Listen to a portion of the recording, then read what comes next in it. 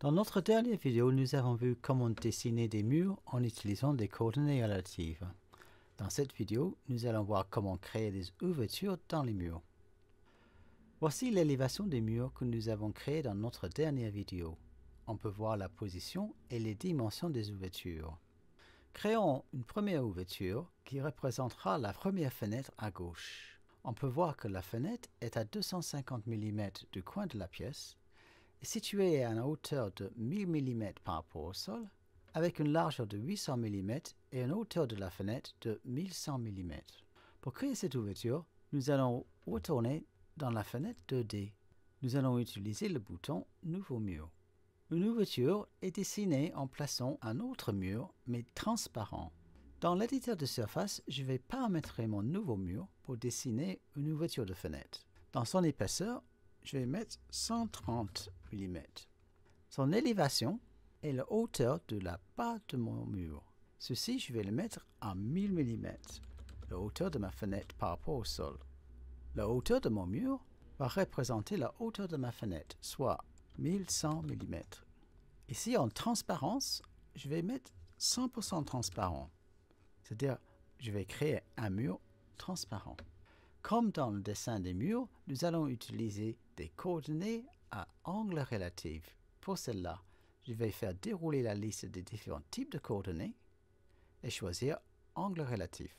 Nous pouvons maintenant commencer à dessiner notre fenêtre.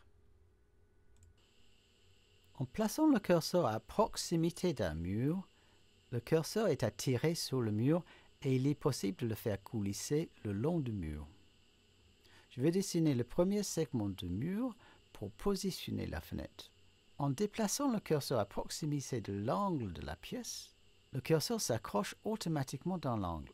Et si je clique, je place un premier point exactement dans l'angle. En faisant coulisser le curseur sur le mur, à droite, je peux placer un deuxième point. Dans les coordonnées relatives, si je mets la longueur entre les deux points à 250 mm et puis j'appuie sur Appliquer, le deuxième point est placé exactement à 250 mm par rapport au coin de ma pièce. Je peux poser un troisième point à droite et cette fois-ci, lui donner la longueur de 800 mm entre les deux derniers points. Ce deuxième segment de mur est l'ouverture de la fenêtre que je peux voir ici en 3D. Je n'ai plus besoin du premier segment. Pour l'éliminer, je vais cliquer deux fois sur le premier point. Le segment est effacé et je peux maintenant voir dans le 3D la position de la fenêtre. En cliquant sur OK, on peut voir à la fois dans le 2D et le 3D l'ouverture de la fenêtre. En utilisant la même technique, dessinons la deuxième fenêtre. Si je regarde l'élévation des murs, on peut voir que la deuxième fenêtre est à 600 mm de la première et sa largeur est de 1100 mm. La hauteur de la fenêtre par rapport au sol restant la même. Retournons dans notre dessin polyboard et lançons la commande Nouveau mur. Dans l'édition des surfaces, je peux voir que l'éditeur a conservé les paramètres épaisseur, mais les paramètres élévation ont été remis à 0. Remettons l'élévation à 1000 mm, la distance de la bas de la fenêtre par rapport au sol. L'éditeur a conservé la hauteur de la fenêtre et il a conservé aussi la transparence à 100%.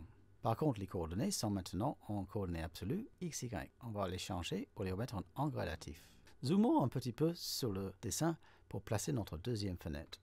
On peut voir la position de la première fenêtre parce que nous l'avons tracée légèrement plus épaisse que le mur d'origine. Donc je peux voir que le curseur, quand je le fais coulisser sur le bord de la fenêtre, il va s'accrocher et je peux placer mon premier point.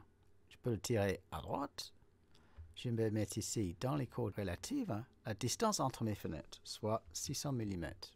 On va appliquer. Je vais placer un autre point. Cette fois-ci, je donne un large à la fenêtre, 1100. Je vais l'appliquer. Je vais double-cliquer sur le premier point pour effacer le segment et cliquer sur OK. Je vais maintenant placer mes deux fenêtres. Je vais procéder de la même façon pour tracer la position de la porte qui est à 280 mm par rapport au coin et la porte à 800 mm de large. On va lancer un nouveau mur. Cette fois-ci, l'élévation été remis à 0, mais c'est bien ce que je veux. Je veux que la porte, le bas de la porte soit à 0, c'est-à-dire au sol. Par contre, la hauteur, on va le changer pour 2100 mm, la hauteur de la porte. On va changer encore les coordonnées en angle relatif. Cliquez ici, mettre ceci à 280. Placer le large de la porte à 800. Cliquez 2 fois sur le premier point pour l'éliminer et cliquez sur OK.